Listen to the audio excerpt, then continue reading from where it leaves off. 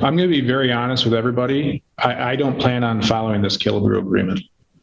She's an 18-year-old who literally kicked and beat a 14-year-old in a fetal position on the ground because of something that was said about somebody else's deceased mother, and then had the gall to post another video of it on TikTok. Robert Hartzell from Ms. Jones, you come over here. We are set for a pretrial conference. It appears we have a resolution in this matter, Mr. Carnes? Yes, Your Honor. It's my understanding the defendant will be pleading no contest as charged. The people are supporting a delay of sentence with a full dismissal if the defendant is successful on the delay. Success on the delay would be whatever programming is recommended by probation and no violations of typical probation conditions. Is that a Killebrew? Yes. Okay. And the reason for the no contest plea is potential civil liability, Your Honor. And so just so we're clear, the success was completion of programming and no violations. Correct, Your Honor. Mr. Hartel? That is accurate, Your Honor. Ms. Jones, have you heard what the attorneys have said the resolution in this case is? Yes. And is that how you wish to resolve it? Yes. Will you please raise your right hand? Do you solemnly swear or affirm that the testimony you give in this matter will be the truth, the whole truth, and nothing but the truth? Yes. Ms. Jones, it's my understanding that the agreement today is that you will plead no contest to assault and/or assault and battery. That is a 93-day misdemeanor and/or a fine of $500, and consecutive sentencing may be imposed if the offense happened in a place of confinement.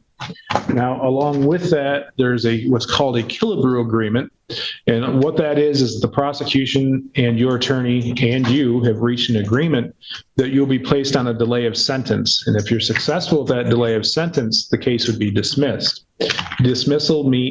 Success means that you complete all the programming that your probation officer requests that you do, and you not have any violations. Do you understand that? Yes. Now, if I decide that I do not want to go along with that agreement, you have the option to withdraw your plea. Do you understand that? Yes. Additionally, this is going to be a no contest plea due to potential civil liability. What that means is that the alleged victim in this case could potentially sue you for any damages in which she's incurred. A no contest plea allows me to read a document, looks like it's going to be a police report, and use that police report to determine whether or not there's a factual basis to accept the plea and to use that for sentencing purposes. Do you understand that? Additionally, a no contest plea cannot be used against you. So if you are going to plead guilty and this person sued you, that guilty plea could be used against you. The no contest plea means that it's not. Essentially, you're accepting responsibility without saying that you did it. Do you understand that? Yeah. And is that how you wish to proceed? Yes. Back on March 31st of this year, were you on probation or parole? No. Were you on bond in any other file? No. Then Ms. Jones, to the offense that on or about March 31st, 2025, here in the city of Cadillac of Wexford County, how do you plead to committing the offense of assault and/or assault and battery? No contest. Counsel, I've been provided with a Cadillac Police Department report, incident number 2500819. It's been marked as People's Exhibit number 1. Mr. Carnes, do you move for its submission? Yes, Your Honor. Mr. Hartel? Yes, Your Honor. No objection then. The People's Exhibit number 1 is received. Give me just a moment to review that. Okay, we are back on the record. I've had the opportunity to review the People's Exhibit number 1. Do counsel believe that it forms a factual basis in which to accept the plea and that the court rules have been complied with? Yes, Your Honor. Yes, Your Honor. As does the court. I find the plea is knowing, voluntary, and accurate. As such, Ms. Jones, I find you guilty of assault and/or assault and battery. In particular, on March 31st, 2025, there is a video that shows Ms. Jones hitting, kicking, kneeing as the victim is lying in a fetal position by the old, what's commonly referred to as the old dam. The court can take judicial notice that is located here in the city of Cadillac and is between Haynes Street and River or Wright Street on the what's now known as something along the lines of the Green Trail or the Green Pathway. The victim is a 14-year-old middle schooler. The victim reported that she had no injuries. It is alleged in the police report that Ms. Jones posted another video on TikTok captioned "Round 2." And this appeared to be all over some things that were said about another's deceased mother. As such, I find that the elements are made out for an assault and battery, and that this would have been an unwanted, forceful, violent touching. Additionally, I believe the interests of justice are well established here in allowing the defendant to plead a no contest so as to not have her guilty plea used against her should a case of civil liability arise, although I question what the civil liability would be since there's no injuries, but I guess that's not for me to determine. Mr. Carnes, are we able to sentence today? Yes, Your Honor. Mr. Hartel, any allocution? Yes, thank you, Your Honor. Anytime it's no contest, especially for civil liability, I'm cautious to overly allocute for obvious reasons. But what I will say is my client has, to my knowledge, done well on bond. She stayed in constant contact with the defender's office, been very cooperative. She does have strong ties to the community. I don't doubt she'll do well on probation.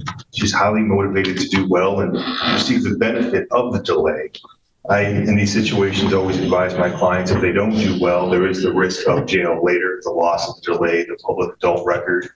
She's a relatively young adult. She wants to be able to pursue various careers and ambitions. At the moment, she's working at Qdoba.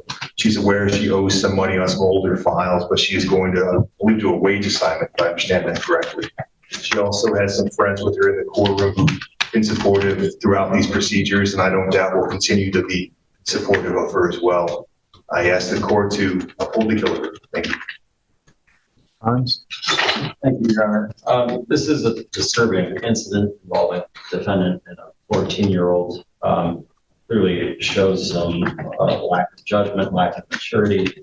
However, the defendant does not have any prior convictions. I think ultimately this is a fair resolution of the file. I'd ask the court to place Ms. Jones on a delay of sentence of up to 8 months.